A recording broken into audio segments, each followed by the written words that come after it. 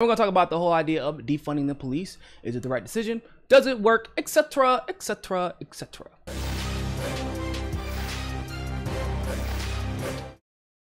I'm sure a lot of you have heard the phrase, the one-liner, defund the police. Been a lot of back and forth about how stupid that is, and I think that perhaps there could be a better phrase used to describe what people are asking for.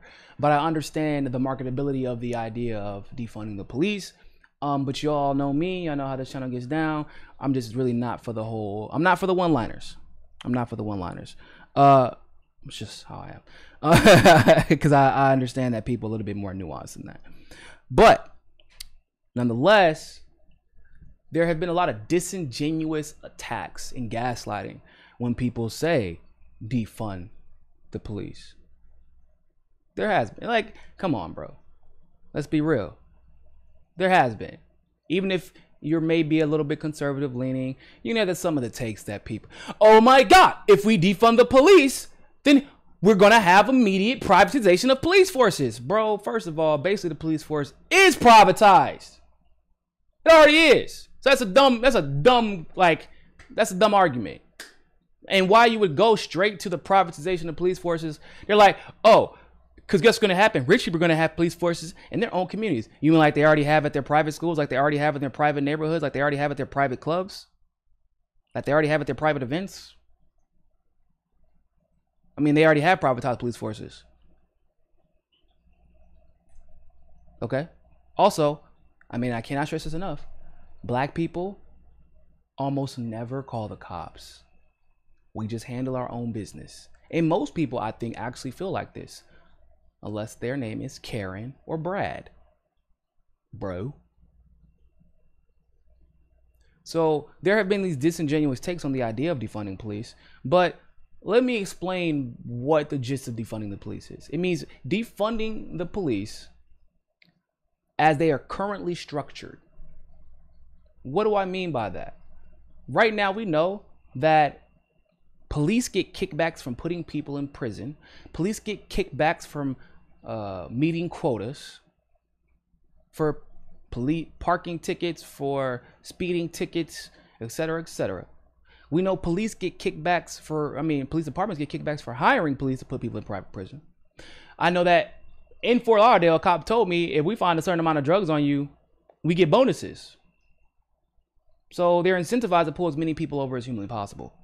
If you even look like a caricature or stereotype. Police are funded with military equipment. That's a form of funding, right? They're not given the money, but they're given the equipment, which is very expensive and paid for by our tax dollars.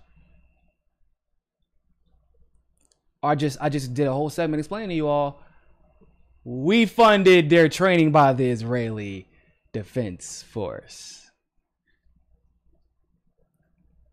So defunding the police and disbanding the police in their current structure is not an insane notion. In fact, you could almost argue that until we do, there will be constant and regular human rights violations, and there will be almost zero accountability. Now, some of you will try and reach, and I know, because y'all dislocate y'all shoulder trying to reach for a way to defend an authoritarian police state. Some of you people, kind of sickening, not gonna lie to you. But there might be a reason to point out that y'all are full of it. Y'all have actually never done your research on this issue. Why? Because almost every single instance of what we advocate for as a progressive movement, as a populist movement, has an instance in the country where it worked, but because it worked, it was never discussed again. And in this particular case, the instance happened in Camden, New Jersey. So let's look at this article from January 10th, 2018. That is literally titled, "What Happened to Crime in Camden?" There was a particularly deadly year in that city, In 1995, in Camden's Cathedral of Immaculate Conception, began illuminating one candle for each homicide victim. In 2012, the year ended with 67 candles, a rate of about 87 murders per 100,000 residents, which ranked Camden 5th nationwide. It's pretty horrific. Now, fast forward to 2018. Just 22 candles were lit. The city's murder rate fell to its lowest since 1987. The number of annual killings has been in decline since 2012, and so have robberies, aggravated assaults, violent crimes, property crimes, non-fatal shootings. Well, what could have led to this?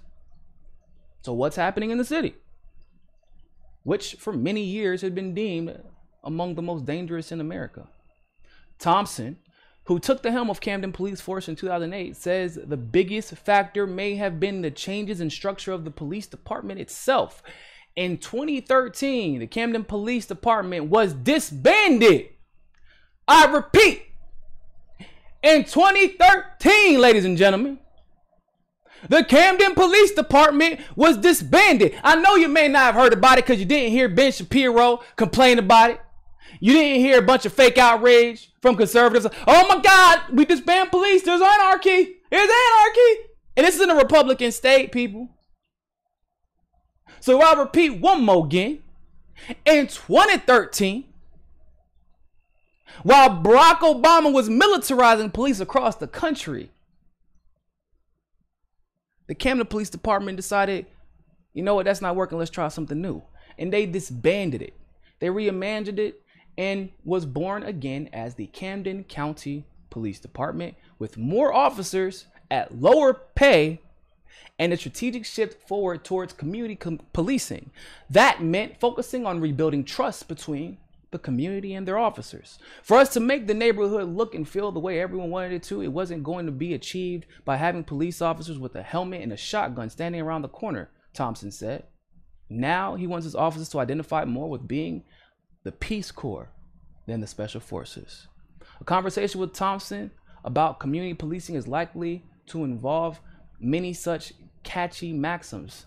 Destabilized communities, he told me, need guardians, not warriors. This is a police chief.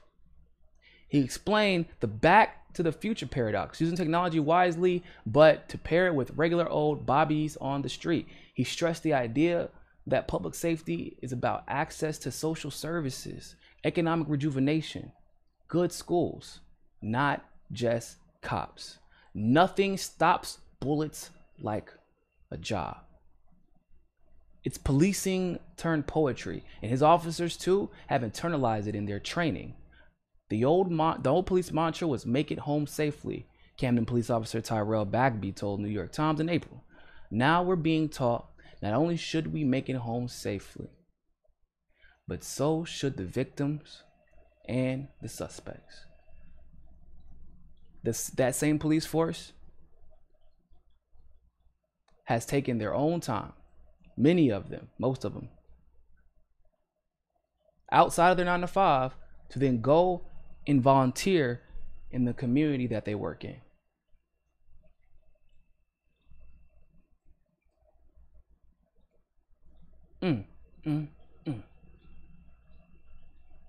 That's what defunding and disbanding means. That is what it could look like.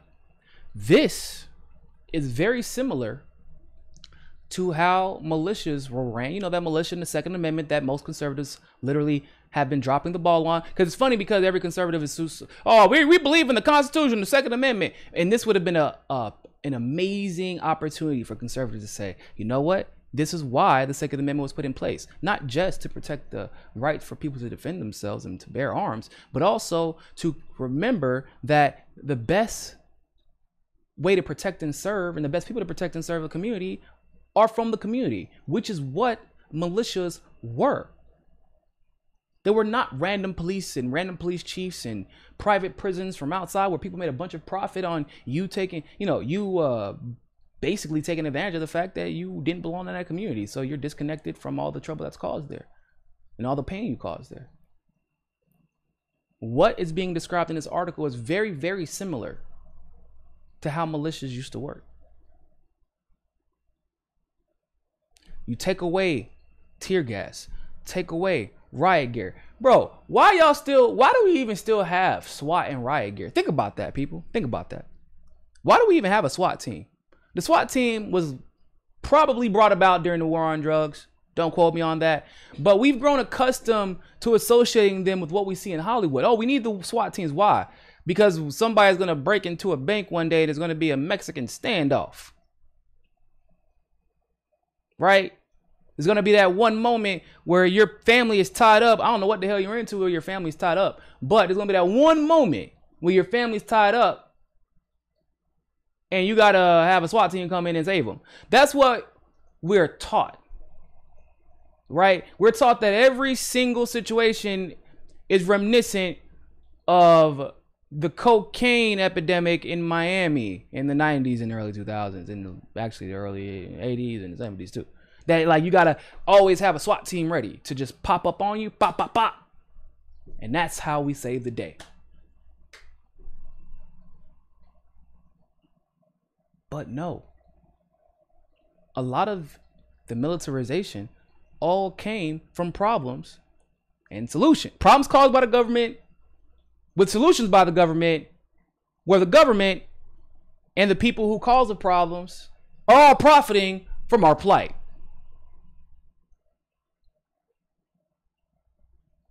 So when you are hearing, matter of fact, I'm gonna link this article. When we repost it, I'll link the article in the description. I just shared it in the group chat. When you are hearing people try and gaslight you on what disbanding the police looks like in Minneapolis, please point them to this article. Do not let them gaslight you. Do not let them pretend like we've never seen this before. Because we have seen what defunding looks like. We have seen what disbanding looks like. It doesn't mean completely rid the country or a city of policing. It means disband them in their current form with all their corruption. Hold people accountable who need to be held accountable. Bring somebody in from the community to lead the charge. Take the community's input in leading that charge. Fund them appropriately.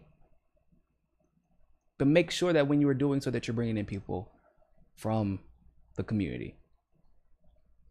And if they're in neighborhoods of color, primarily black people, then you bring in black people and let them work with and talk to and protect the people that they've known for their entire lives, because you're more likely to listen to them.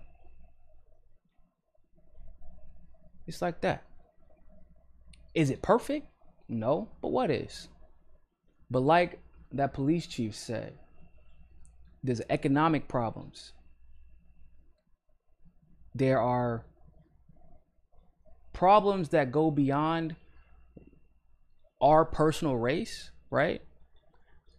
That can be mitigated, like in our communities, that could be mitigated by being able to avoid selling drugs, being able to avoid getting involved with shady people, and then because you're going to be targeted already. So to mitigate the opportunity for you to even be in that position, we have solutions readily available right now. And I'm glad that that police chief in Camden, New Jersey identified the core of what a lot of these problems are coming from. The black community did not just wake up getting targeted. You can't target, especially in today's world, you can't target a community like that without giving good reason. You have to set up the dominoes to be knocked down, and that's exactly what happened. So now we have to start sending those dominoes back up. So it's possible, and we have already got an example of what defunding and disbanding looks like in Camden, New Jersey, not that long ago. If you like that segment of Mikasa Sukasa, don't forget to like the video and smash that subscribe button. Want access to members only live streams, behind the scenes footage, and other premium content? Well, you can endorse us on Rockman Premium, become a patron through Patreon, or you can sign up for the MCSC Premium membership through YouTube. All the links are in the description below. But hey, more than anything else, More than anything else. More than anything else, More than anything else. always remember, Find your balance. find your balance. Find your balance. Find your balance. Find your balance. Find your balance. Find your balance. Always remember, more than anything else, find your balance. peace.